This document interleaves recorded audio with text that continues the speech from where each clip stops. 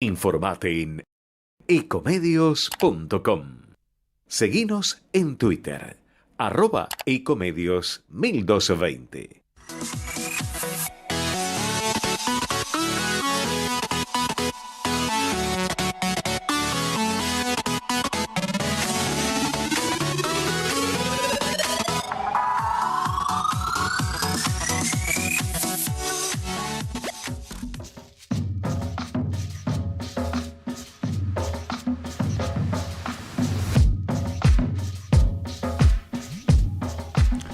Bueno, buenas tardes. Otra vez, como todos los miércoles, entre ustedes y nosotros, con la conducción de nuestro doctor y estrella Jorge Enríquez, al que estamos esperando comunicarnos lo antes posible. Como ustedes saben, hoy es un día bastante complicado por las tormentas que han asolado la ciudad de Buenos Aires y, por supuesto, el Gran Buenos Aires también, ¿no? El área del AMBA. Así que esto ha sido un problema bastante importante en el día de hoy para toda la gente que ha tenido que movilizarse, estudiantes, trabajadores, y no es excepción para Jorge, que también ha tenido una actividad importante, cantidad de reuniones, y lo estamos esperando para que en forma lo antes posible esté con nosotros. Mientras tanto, podríamos ir adelantando algunas cositas que tienen que ver con las últimas reformas económicas que vamos a tocar un poco más adelante con más profundidad a través de Gustavo Lázari, que ya ha venido colaborando con nosotros, un propietario del frigorífico Cárdenas, ¿sí? Que es un especialista en el tema de las carnes, y teniendo presente que justamente el gobierno, por la suba desmedida de precios en las bocas de expendio para la gente, ha decidido liberar precios para la importación de alimentos. Va a ser muy importante la opinión de Lázari en ese sentido, ¿no es cierto? Ya sabemos que han ido entrando ya carnes de Brasil, sobre todo, cerdo. Nosotros comemos algunos cortes que en Brasil no se comen. Así que ya está, ya lo tenemos al doctor Jorge Enríquez, nuestro conductor. ¿Cómo estás, Jorge? Buenas tardes.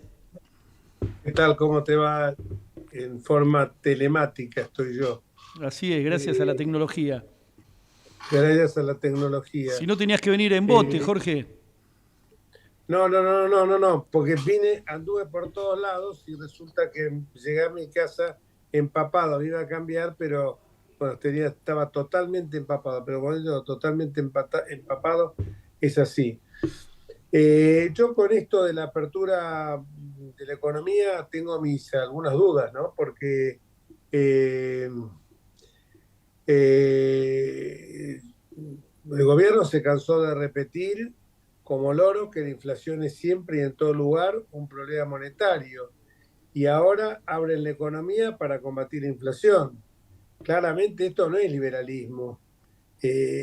Por la suba de precios, el gobierno anuncia la apertura de importaciones de alimentos en forma indiscriminada. Yo entiendo que en determinados momentos se puede realizar esto, pero me parece que previamente hay que favorecer al productor local, porque esto me hace acordar a la época de Martínez Dios, cuando dijeron, le abrimos la ventana, entró el frío y no se habían puesto el pullover. Pero claro, si vos no le bajás los impuestos, es lógico que pasen estas situaciones. Y uno ve que cuando se habla del aumento neto de impuestos, yo exactamente no veo que estos impuestos hayan bajado. El impuesto inflacionario está alto, se subió el impuesto país, se va a subir de nuevo el impuesto a las ganancias. Entonces me parece que, sobre todo el impuesto a país, que en febrero fue el cuarto impuesto que más recaudó de todos los impuestos, luego del IVA, de ganancias y contribuciones patronales. Yo, considerando que el déficit fiscal es innegociable y que la recesión se va a mantener por algún tiempo, veo difícil que vayan a levantar el cepo y liberen el tipo de cambio, porque van a perder una de las fuentes de financiamiento impositivo del tesoro más importante y van a entrar en déficit fiscal. Yo creo que bajar impuestos a las exportaciones para que impulsen la actividad económica, eso justamente me parece que es inteligente. Y recaudar más sin aumentar impuestos. Y por supuesto, al mismo tiempo, lo venimos diciendo de siempre, bajemos los impuestos, pero no aumentemos impuestos, pero al mismo tiempo bajemos el gasto público. Porque si nosotros estamos bajando impuestos, pero el gasto público se mantiene en los niveles que está hoy, y a mí no me convence esto que me dicen, logramos 90.000 millones de ahorros por cuestiones que hicieron, cuando, por ejemplo, sabemos, esto no es crítica, porque yo siempre entiendo que cuando uno dice estas cosas, enseguida dicen, no, entonces estás con los Kirchner, y no es estar con los Kirchner, estar con el sentido común. El sentido común, ¿qué me indica? El sentido común me está indicando a mí algo que es muy, muy cierto, muy lógico. Hay una cura que se llama la cura del Laffer. Cuanto mayor es la presión impositiva, menor va a ser la gente que vaya pagando impuestos, porque hay momentos que están asfixiados. Entonces me parece que acá creo que Lázari tiene mucho en esto, señalar que la idea de abrir la economía es una cuestión que es siempre necesaria, la competitividad económica, pero no lo puedes hacer tampoco de la noche a la mañana y con determinados productos. Me da la sensación esta a mí, eso es lo que yo digo, sigamos bajando el déficit fiscal. Me parece bien que algunas cuestiones se hagan, pero se hace más por gesto que otra cosa. Hay un informe de una consultora muy seria que dice que la baja que hicieron con los legisladores nacionales, que son los peores pagos del país, es el 0,07% del gasto público. Entonces yo cuando veo eso digo, bueno, y no es que te defiendo, porque yo no formo parte de ninguna corporación hoy parlamentaria, pero cuando yo veo esto, me pongo a pensar, yo digo, esto está bien, es un gesto, pero vayamos a tocar cosas mucho más profundas. Veo, por ejemplo, que está bien lo que pasó con el Ministerio de la Mujer, Género y Diversidad, que era una pornografía absoluta. Entonces creo, y por el otro lado, creo que al gobierno le está faltando, pese a que voy a rescatar, porque hace poco escribí un artículo, no sé si lo han visto, es un artículo que está hablando sobre lo que en estos 3 primeros meses ha habido un cambio, y hay que consolidarlo este cambio. Yo cuando, por ejemplo, veo que en el gobierno de la ciudad se han suprimido una cantidad muy importante de contratos, y bueno, yo digo, no está mal, yo he visto en reparticiones donde, porque hay que hacerse cargo de todo. Muchas veces nosotros hemos pedido porque esto hay que decirlo, porque si no nos vamos a estar engrupiendo toda la vida, porque nos pidió el amigo, nos pidió el familiar que ingresara a la administración pública. Y entonces nosotros le decimos, bueno, no, porque total, no, porque no somos una bolsa de trabajo cuando estamos en administración pública, ni tenemos bolsillo de payaso. Te tengo que informar que está el doctor Osvaldo San Martino también con nosotros, ¿eh? Bueno, ahora Osvaldo, ¿cómo te va? No, estaba Hola, hablando. Jorge, ¿cómo te va? ¿Cómo estás, Osvaldo? Hola, ¿cómo andás? Bien. De algunas generalidades que yo digo que te estaba dando algunos enfoques que a mí me parece que en febrero el impuesto a país, que fue el cuarto impuesto que más recaudó de todos los impuestos, luego de IVA, ganancias y contribuciones patronales, me parece que va a ser difícil que lo quieran bajar. Y lo que hay que bajar son los impuestos a las exportaciones para que impulse la actividad económica y recaudar más sin aumentar impuestos y al mismo tiempo bajar el gasto público.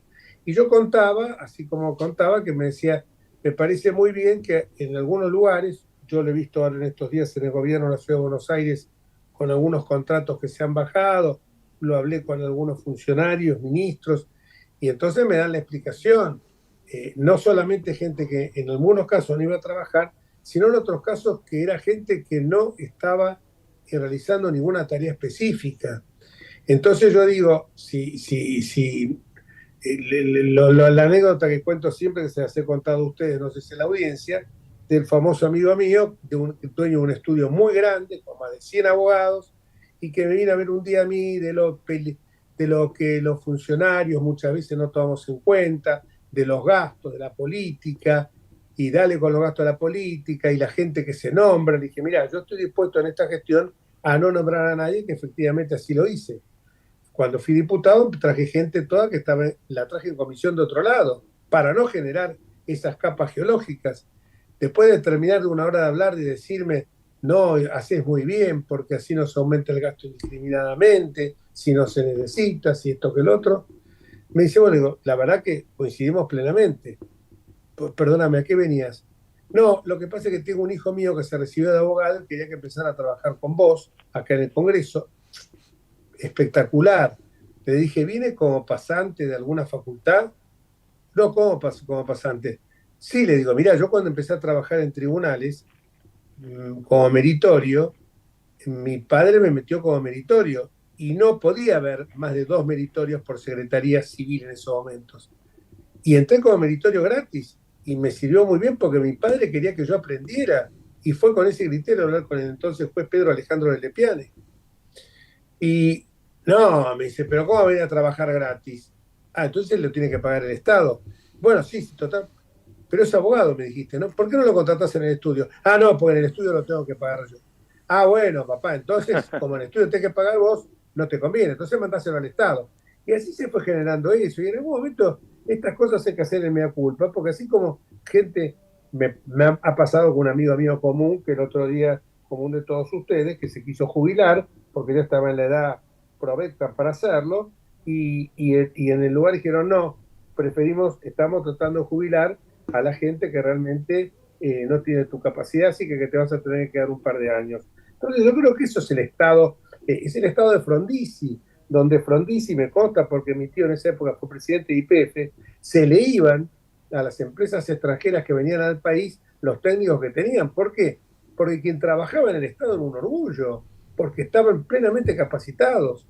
Y claro, pero después, bueno, empezaron que en SEGUA, el cargo de SEGUA, para los que no saben, SEGUA era Servicios Eléctricos de Gran Buenos Aires, una suerte de remedio de lo que hoy es el sur o el norte, tenía privilegio para entrar el hijo cuando se jubilaba o se moría el padre.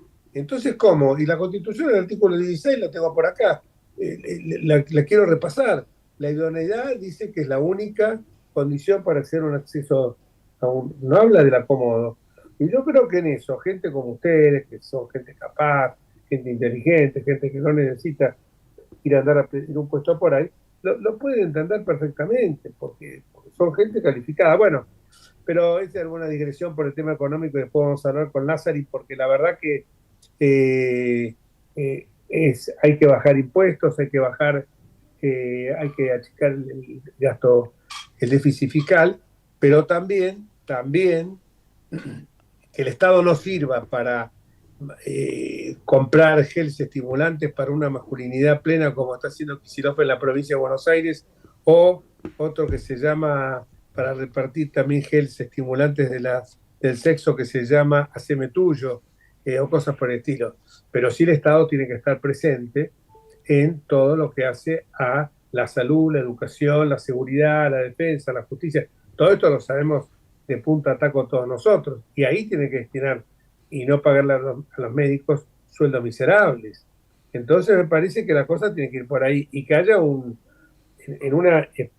yo no digo lo que pasó, el desastre, cómo se manejó la pandemia los años anteriores por el COVID-19, pero tampoco que haya un Estado que hoy es sacando el de la ciudad, que Fernán Quirós habló, sacando el de la ciudad, el nacional no le conocemos la voz al ministro de Salud.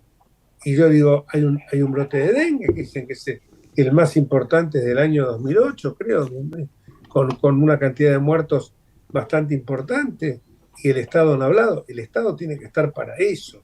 Si no, nadie está hablando del Estado elefantiásico.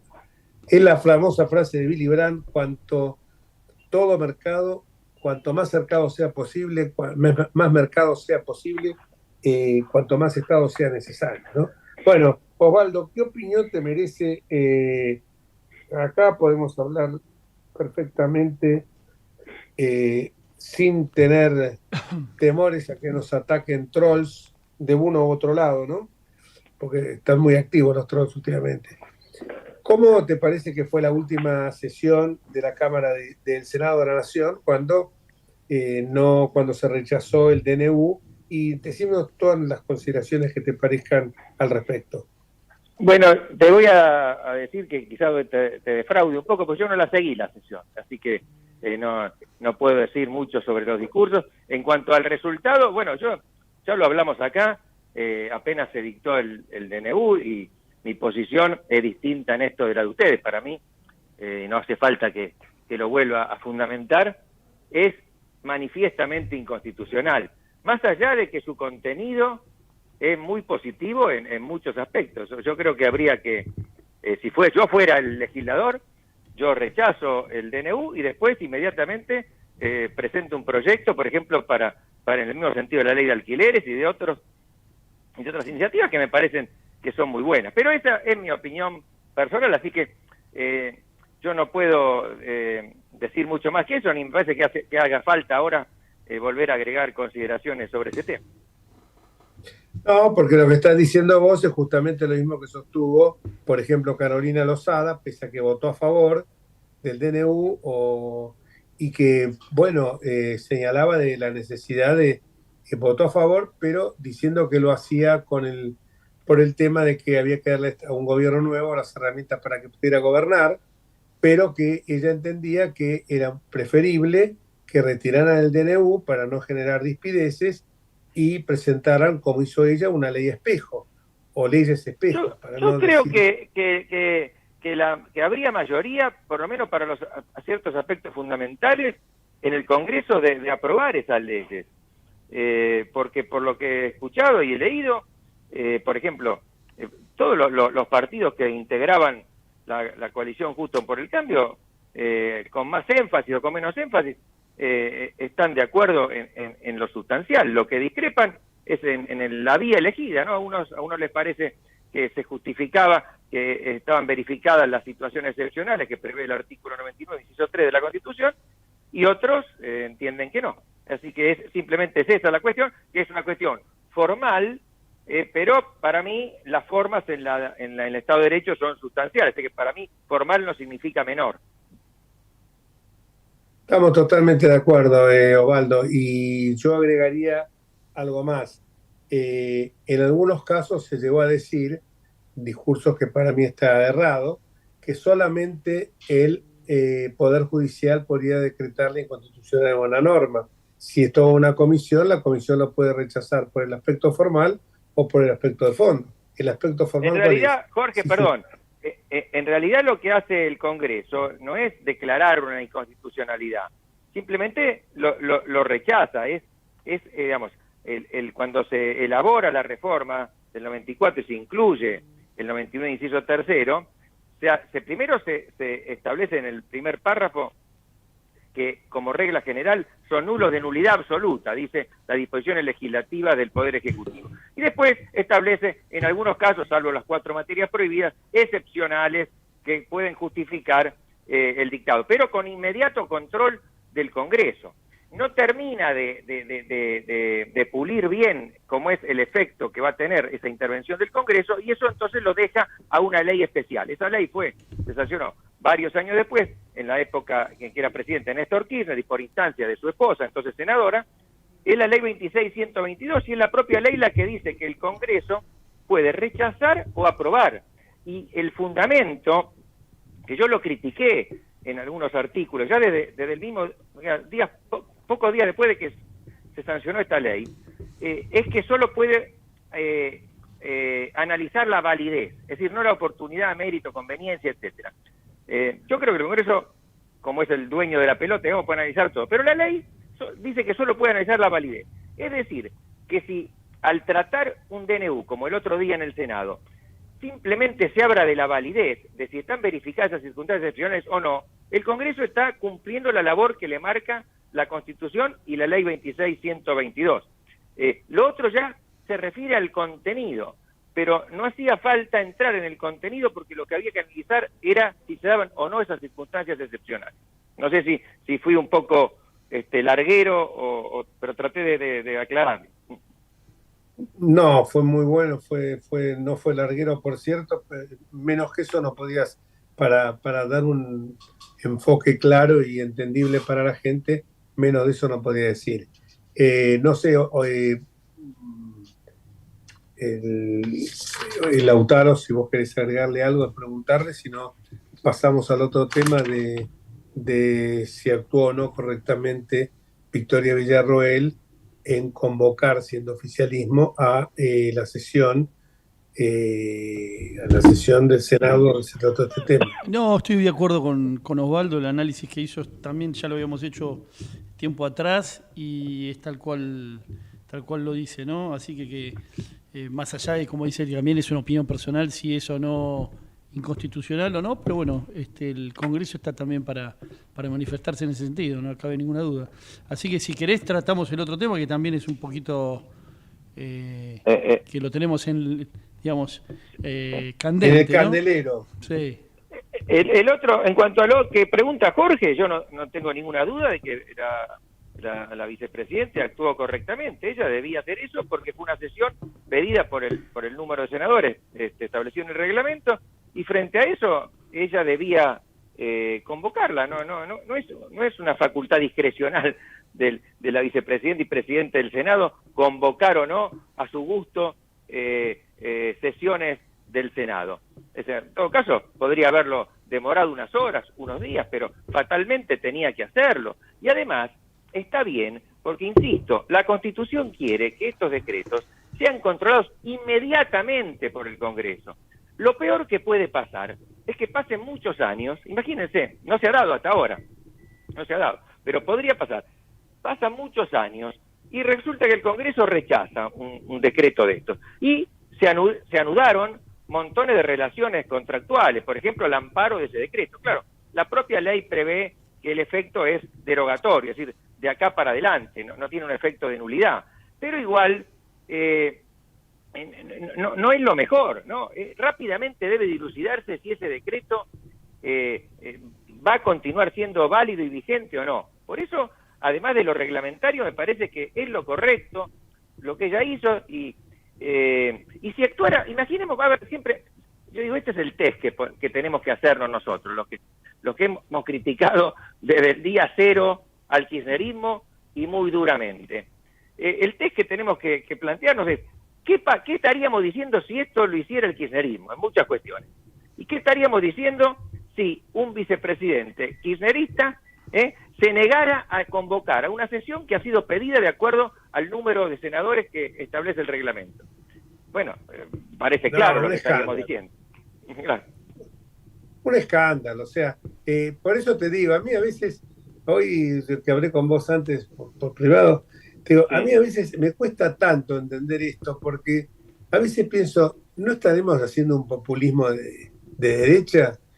Porque hay cosas que te resultan incomprensibles, más allá de algunas designaciones, más allá de estar buscando siempre a alguien para confrontar, cuando las ideas no son malas. Lo que pasa es que se quiere implementar como el todo o nada, y el todo o nada puede ser bueno para una campaña electoral, pero el todo o nada no sirve para esto, para gobernar, porque yo creo que hay que tratar de convencer. Lo que pasa es que a veces al gobierno le parece que convencer significa claudicar.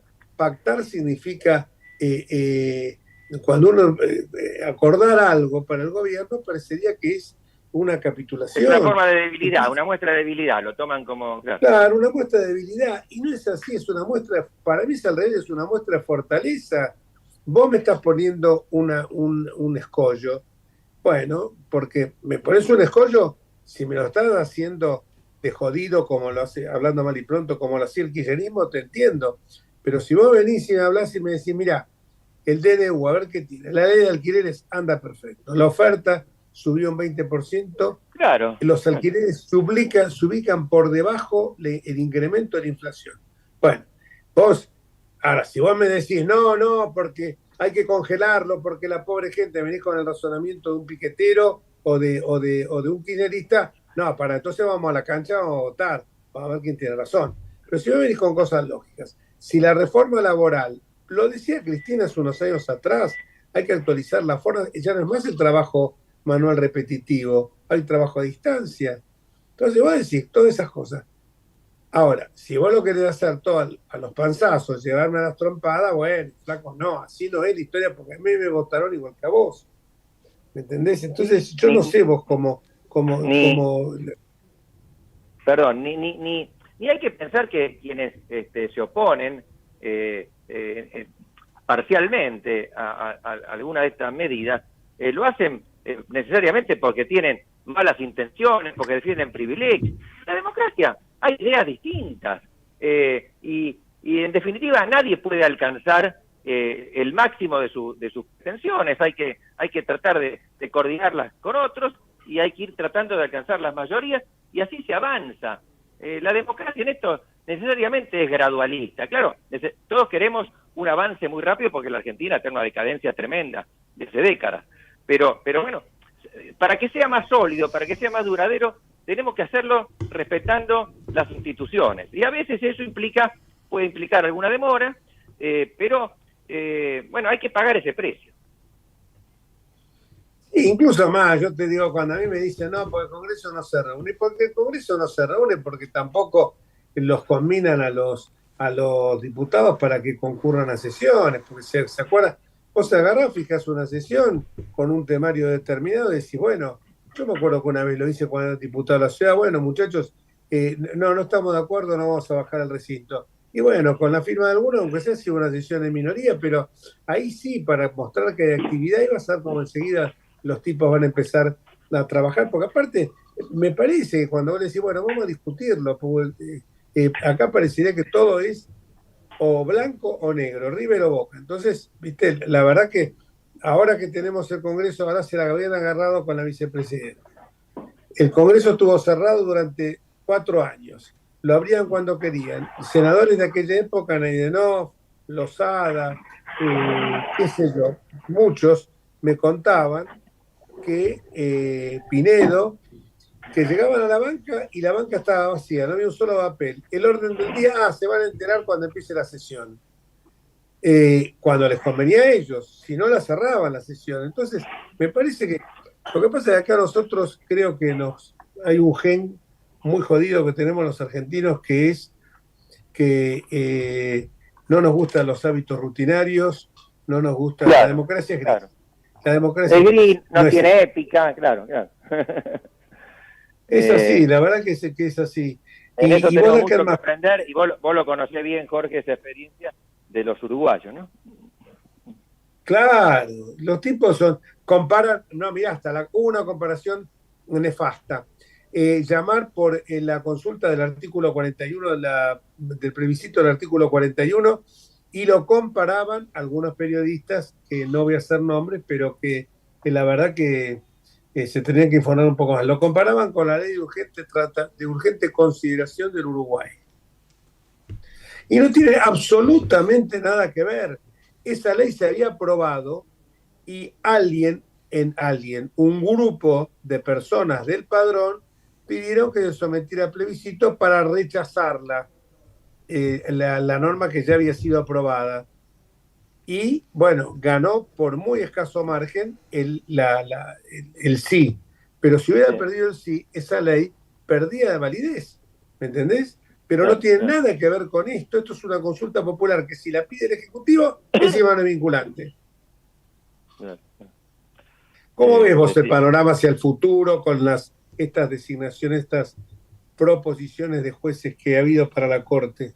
Bueno, justo lo hemos conversado hace un rato por teléfono. Mirá, vos como sabés, de esos dos, yo conozco bastante a uno de ellos, que es García Mansilla.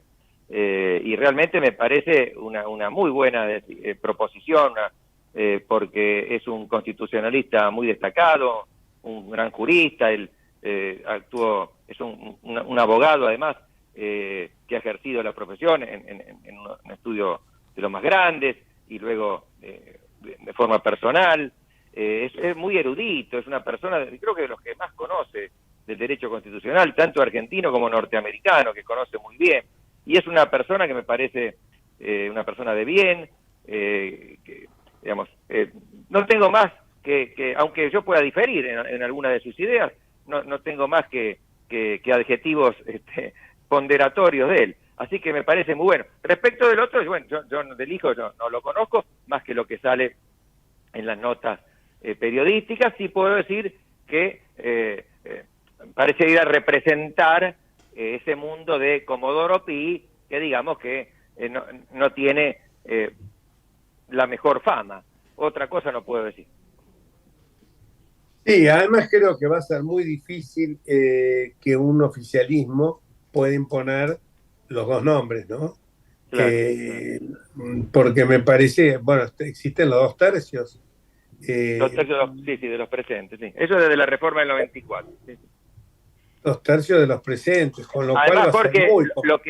lo que va a haber, y creo que ya empezó ahí un poco por Twitter, es una oposición de muchos sectores en este sentido, que no se ha propuesto a ninguna mujer. Si bien es cierto que la Constitución no establece un cupo, como pasa en la Constitución de la ciudad o en otros ámbitos, todos pensaban que era necesario que hubiera por lo menos una y tal vez 2 de los 5 miembros de la Corte que fuera mujer. A ver, insisto, no es un requisito constitucional ni legal, pero a mucha gente le va a generar un nuevo motivo de oposición, ¿no? Y sobre todo porque la que se va es una mujer, ¿no? Sí. Y la verdad que cuando... No, ya se había ido, claro, ella Hayton, ya se retiró, yo no sé, yo no me acuerdo cuánto, pero 2 o 3 años, me parece. 2 o 3 años fácil. Sí. Y pensemos que en los últimos tiempos siempre se trató de mantener Pierson Carmen Argibay, siempre se trató de mantener una mujer, ¿no? Les pido 1000 disculpas, pero además, la producción me pide un corte. Un corte y volvemos. La producción manda. Es muy interesante el tema, ¿no? Sí, pero después quiero meterte vos en la conversación, Lautaro. No, bueno, de Mendoza también tengo muy buenas referencias. Sé que trabajó también en la actividad privada en un estudio muy grande, de los más grandes de la Argentina. De hecho, trabajó en colaboración con uno de nuestros, de algunos de los invitados nuestros, con Alejandro Donofrio. Trabajó con él 5 años. Así que tengo las mejores referencias, como decía Osvaldo. Y bueno, y vamos al corte, entonces. Vamos al corte, podemos seguir y terminamos con este tema que me parece muy interesante, sobre todo por lo que viene con la Corte, ¿no? Que tiro algo al aire, no sea cosa que después para negociar, como los 2 tercios no están, y los 2 son propuestos por el Ejecutivo, no sea cosa que aparezca después algún genio por ahí que diga, bueno, entonces ampliemos la Corte a 7, y todo lo que criticamos, bueno, pero lo hablamos después de la pausa. Vamos a la pausa. Vamos la radio, somos tu voz. Vamos con Eco, siempre la verdad y la mejor información. El mejor gimnasio te espera. Elegí las clases que quieras. En Unfit vamos a cuidarte. En Unfit venimos a encontrarte. ¿Cómo prevenir dengue, zika y chikungunya? Sin criaderos no hay dengue. Limpia tu patio de objetos que acumulen agua. Elimina agua estancada de recipientes. Reemplaza con tierra o arena el agua de tus flores. Tapa los tanques de agua y cisternas. Tira y perfora llantas para que no acumulen agua. Limpia floreros y bebederos. Recordá, sin criaderos no hay dengue. Intendencia Menéndez. Informate en ecomedios.com. Seguinos en Facebook, Ecomedios Live.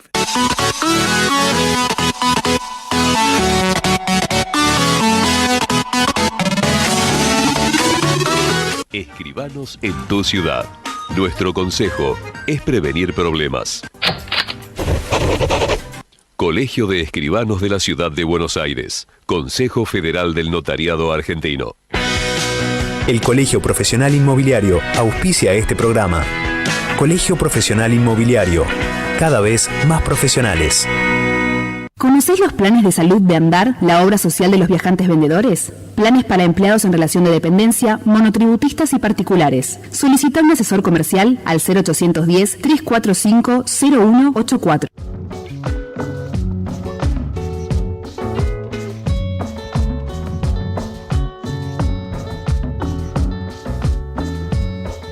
Bueno, aquí nuevamente entre ustedes y nosotros, después del corte, y bueno, estamos con el doctor Osvaldo San Martino. Hola, sí, Sí. Jorge. Me parece que tuvo que salir un segundito del perfecto. aire, Bueno, así que nos hemos quedado vos y yo, Osvaldito. perfecto. No, estábamos hablando del tema de estas designaciones de la Corte, en la Corte, claro. Recordemos que la Constitución no establece el número de miembros de la Corte, ¿no? Eso lo establece la ley y ha tenido distintos números a lo largo de la historia, pero generalmente han sido 5.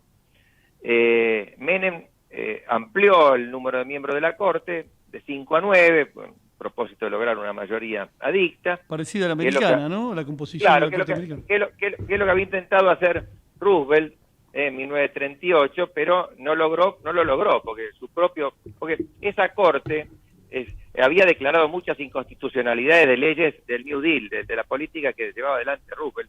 Y entonces cuando él gana las elecciones, veía que la Corte era un obstáculo para su política. Recordemos que estaba inmerso Estados Unidos en una gran depresión, en una situación muy difícil. Bueno, idearon esto, no tenía los números para el juicio político, pero tampoco tuvo los números para esta ampliación de la Corte, que era una forma de lograr una Corte adicta por vía indirecta. Después, la Corte llegó a tener 7 miembros y finalmente, por una ley de hace algunos años, se determinó que fueran nuevamente 5. Ahora, actualmente son 4 porque la doctora Hayton de Nolasco se retiró, ya había cumplido largamente la edad de 75 años que prevé la Constitución para el retiro, y entonces hay una vacante que existió, yo creo que casi toda la presidencia, porque yo no recuerdo exactamente en qué año renunció la doctora Hayton, pero casi toda la presidencia de Alberto Fernández me parece que existió esa vacante. No toda, perdona, porque al inicio ella votó en algunos casos, me acuerdo, pero digamos que hará unos 3 años, 2 o 3 años. Pero él, claro, no tenía, no podía conformar una mayoría en el Senado para prestar el acuerdo a alguna nominación que él hiciera, así que siguió teniendo como hasta ahora 4 miembros. La pregunta es... Ahí lo tenemos ahora a Jorge nuevamente. Perdón. No, por favor. Adelante. No, estaba diciendo, la pregunta es si ahora se conformará esa mayoría en el Senado. La primera pregunta que quizás deberíamos hacernos es, ¿estas designaciones han sido posteriores a alguna forma de negociación ya emprendida o no? No lo sé. Pero digamos que será una mayoría más bien trabajosa de conseguir. Seguramente, no sé cómo lo ves, seguramente. Cuando fue lo de Mauricio, lo de Macri, fue muy claro lo que ocurrió.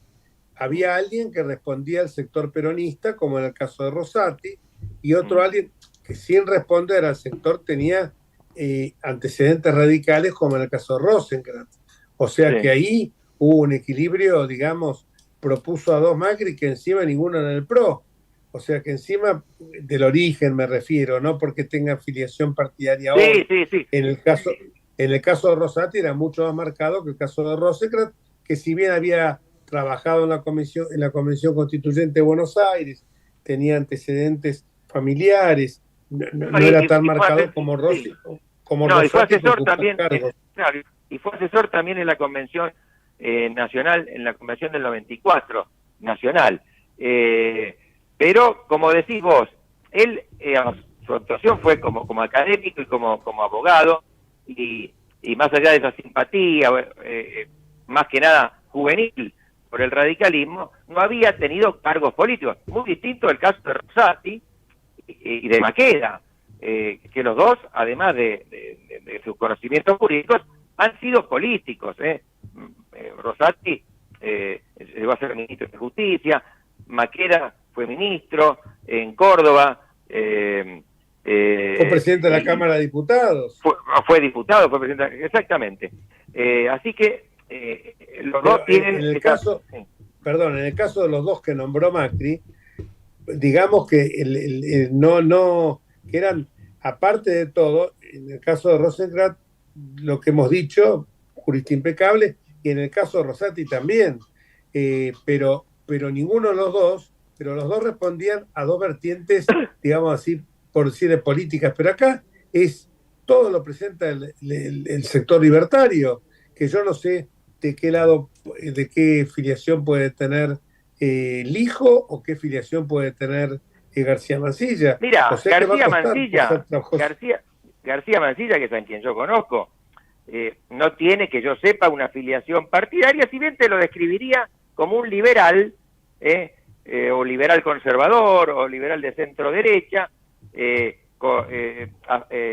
adhiere a las no políticas, libertario, digamos, no libertario. No libertario, que yo sepa, adhiere a las políticas pro mercado, digamos, a todo lo que tiene que ver con el favorecer la iniciativa privada, a menos peso del Estado. Bueno, en ese sentido muy amplio del liberalismo. Es además un teórico que tiene una formación en la interpretación constitucional muy estricta. Él está inspirado en lo que en Estados Unidos llaman el originalismo, y particularmente en algunos jueces de la Corte como Scalia, que tratan de que los jueces, al interpretar la Constitución, se atengan al texto y a la intención original de los constituyentes y no la deformen con sus propias valoraciones personales o con el intento de lo que llamamos interpretación dinámica en la Argentina, o llaman ellos en los Estados Unidos interpretación viviente, que tiene que ver con ir adecuando eso a las distintas valoraciones de cada época. En eso él es muy estricto, y si llega a ser designado juez, vamos a tener ahí un caso, bueno, en alguna medida similar a Rosenkrantz, en jueces que muy apegados, muy estrictos al derecho, tratando de no contrabandear sus preferencias ideológicas o valorativas en sus sentencias, lo que a mí, por lo menos, me parece muy bien. Diríamos que son dos exégetas clásicos. Claro, porque, digamos, esto da mucho para hablar, pero hay un gran debate, sobre todo en los Estados Unidos, y esto viene desde mediados del siglo XX, cuando una corte muy liberal, muy liberal en el sentido norteamericano, muy activista, que fue la corte Warren, amplió mucho los derechos civiles, en fallos como Brown contra la segregación en las escuelas y muchos otros, en fallos cuyo resultado yo comparto, pero lo hizo muchas veces, digamos, adoptando una postura que podríamos llamar legisladora, o sea, porque la Constitución no decía eso, o sea, ellos hacían una lectura de la Constitución que a veces prescindía del texto o de la intención de los constituyentes.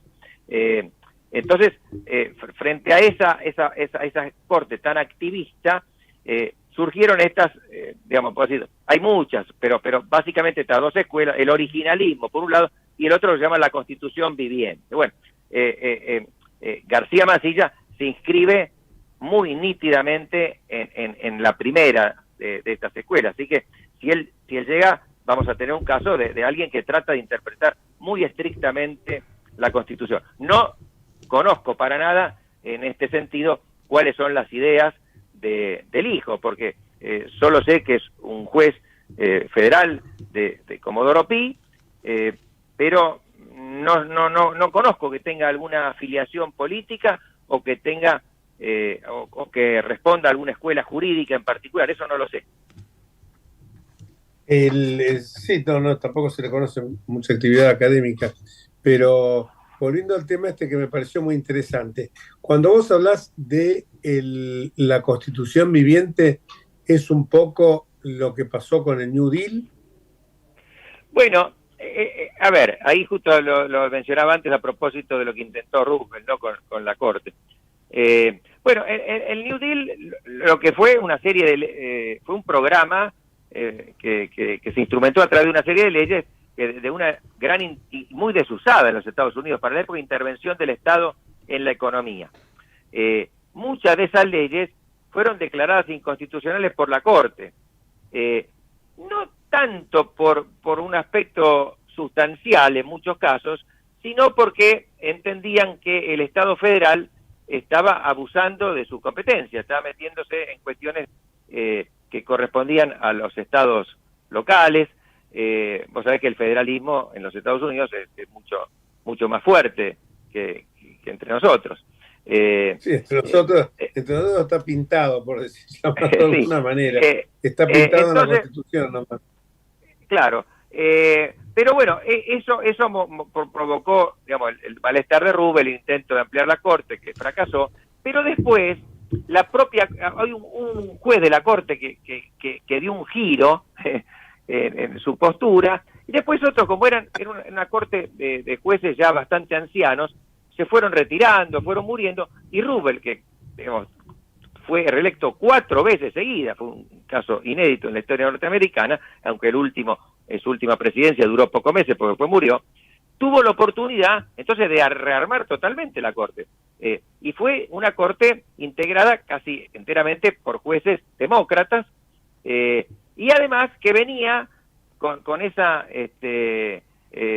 postura contraria a la de los jueces estos que habían declarado esas inconstitucionales. Y particularmente, desde que asume un juez, que era un republicano, que había sido gobernador de California, Warren, y dicta fallos, como este que yo mencionaba, Brown, de 1954, que declara la inconstitucionalidad de la segregación racial en las escuelas públicas, y después muchos otros, en temas que hoy nos parece increíble que antes existieran en los Estados Unidos, una restricción de los derechos civiles extraordinaria en muchos campos, pero lo hicieron forzando el texto de la Constitución, es decir, aplicando sus propias valoraciones y diciendo que esas valoraciones eran las valoraciones de la época.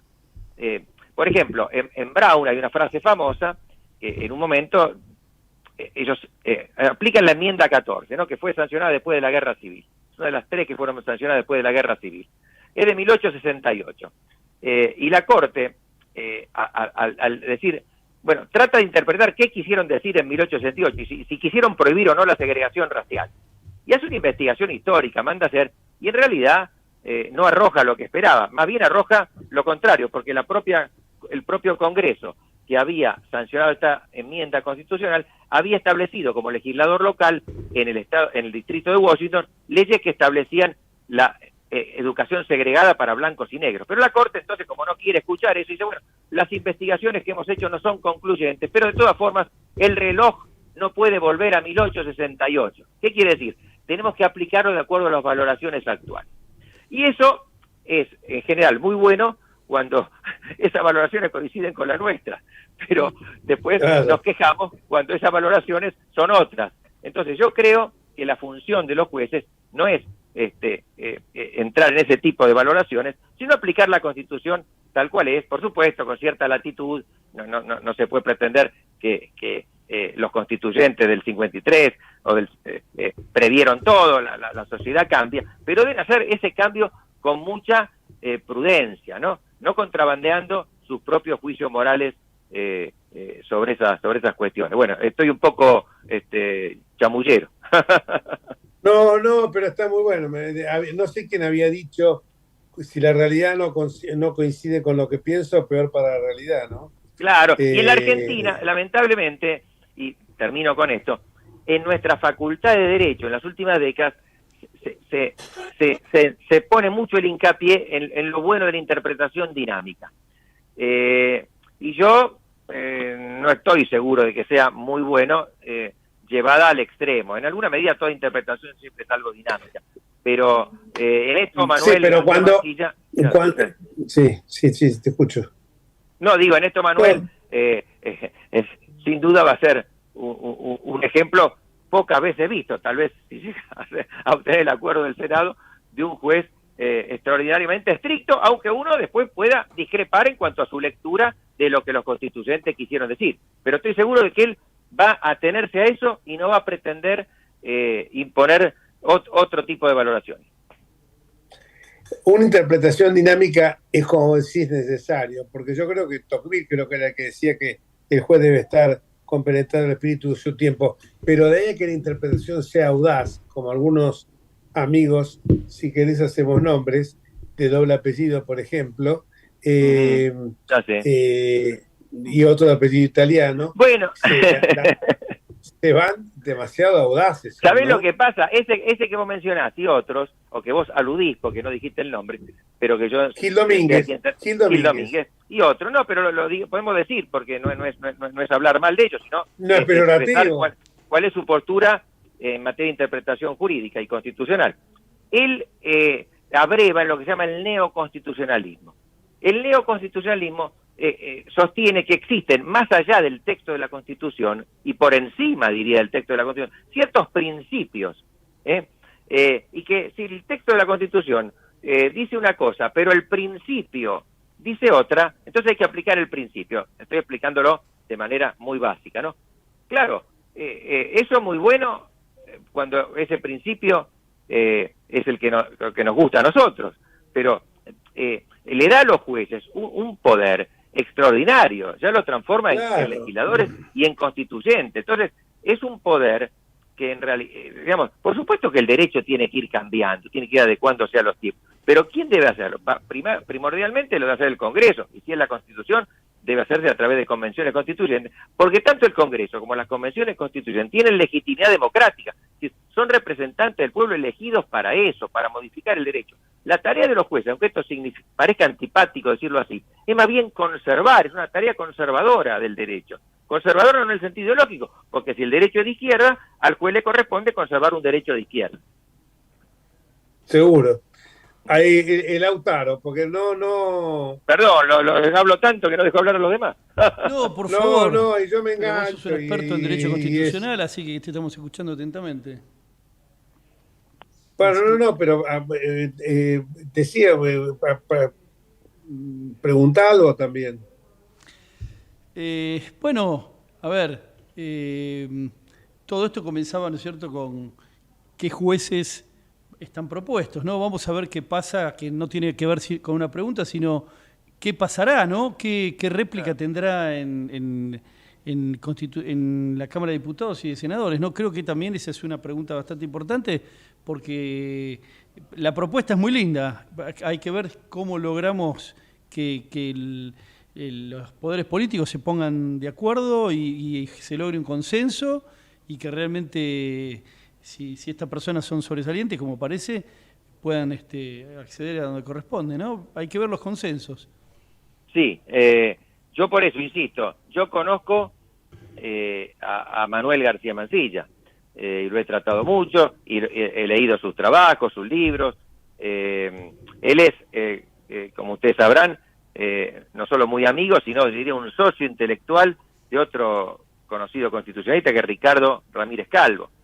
Ellos han escrito un par de libros juntos, sobre todo sobre la influencia, que tiene que ver con la influencia de los Estados Unidos en el constitucionalismo argentino, trabajos de gran erudición, de mucho estudio. Ahora, insisto, respecto de aquel dijo, yo no puedo decir nada, salvo lo que leo en artículos periodísticos. El que lo menciona muchas veces, y no de la manera más simpática, es el periodista Carlos Pañi. Pero así que habrá que estar atento a lo que él diga. Pero habla por sus sentencias hasta ahora, ¿no? Sí, a veces estos jueces como Donopí hablan por sus sentencias y por las sentencias que no dictan también muchas veces. Así es. Por las omisiones. Lo que pasa es que más que ver las cualidades que generalmente no se toman en cuenta. Se tomaron en cuenta sí cuando fue el tema de Rosenkrantz y Rosati durante el gobierno de Macri, pero más que eso está el poroteo. Y el poroteo indica que me parece que tendría que haber un equilibrio, porque hay que reconocer el equilibrio que tiene 7 senadores, no pueden imponerse sobre el 65. Porque, ¿me entendés? Porque por más que en un caso pueda suceder, sé que a lo mejor García Mansilla puede tener, por una razón obtusa del kirchnerismo. El kirchnerismo, todo aquello que no está teñido de peronismo, que ha expresado alguna opinión contraria al peronismo, ya cancela cualquier comentario, cualquier opinión que pueda emitir, por más que en sus libros no transmita García Mansilla. Yo las cosas que digo García Mansilla no veo que sea, es alguien que está estudiando, un estudioso del derecho constitucional, pero precisamente lo que vos decís, fincado en los estudios que han hecho con Ricardo Ramírez Calvo, en ese análisis comparativo o la influencia que tuvo la Constitución, que es innegable, americana, sobre la nuestra. Pero vos sabés cómo es el kirchnerismo, lo ve todo, no, porque en el año 2001 habló en contra, o 2003 habló en contra de Néstor Kirchner, o por el tema del procurador Sosa, o por lo que sea. Bueno, entonces, parece muy atinado, ¿no? Que sea un constitucionalista la persona que se ha propuesta en estos tiempos. Y vos sabés que un antepasado de él, de apellido García, fue comisionado, creo que por Mitre, para ir a los Estados Unidos y estudiar lo que se llama la Judiciary Act, la Ley de Organización de la Justicia Federal, que es de 1787, y de ese estudio sirvió de base para nuestras primeras leyes de organización de la Justicia Federal, que son la 27 y la 48. Tenemos que ir cerrando, ¿no? Tenemos 2 minutos para que cierre editorial. Un minuto me dicen acá. Tiene una larga prosapia y una larga historia en la materia, Manuel. Conocí la historia porque me la contó el propio García Mansilla. En un evento en la universidad en la San Andrés. Bueno, la verdad que fue un lindo cambio de opiniones, un lindo encuentro que tuvimos hoy a la tarde. Para la gente que nos estuvo escuchando, a lo mejor se esperaban algo rimbombante vinculado con Milei, con la reorganización del radicalismo, del PRO o del Lustó, habrá sido un plomo, pero si prestan atención tiene mucha injerencia lo que hemos discutido en la vida cotidiana nuestra, pues estamos hablando nada más y nada menos que de la Corte, que como decimos con un latinazgo que siempre es machacón repetirlo, es la ratio legis de toda la estructura judicial de un país. Así que cerramos, mi querido amigo Lautaro, y gracias, Osvaldo, por esta participación tan activa. Gracias, Lautaro, saludos. Gracias, Osvaldo. Bueno, Jorge, te agradezco. Quedó, como decís vos, un poco en el tintero el tema de la elección de las autoridades del PRO, ¿no? Que por suerte se resolvió con consenso también. Así que bueno, les mando a todos un saludo grande a nuestro auditorio. Y será para el próximo miércoles. ¿Qué te parece, Jorge? Perfecto. Y gracias por aguantar los trapos, como se dice en la cancha, ahí en el estudio, ¿no? Así gracias, es. Lautaro. No, por nada. Y felicitaciones porque, si Dios quiere, vas a entrar a la Asamblea Delegada del Colegio de Abogados. Bueno. Y nosotros nos vamos hasta el próximo miércoles, si Dios quiere. Chao.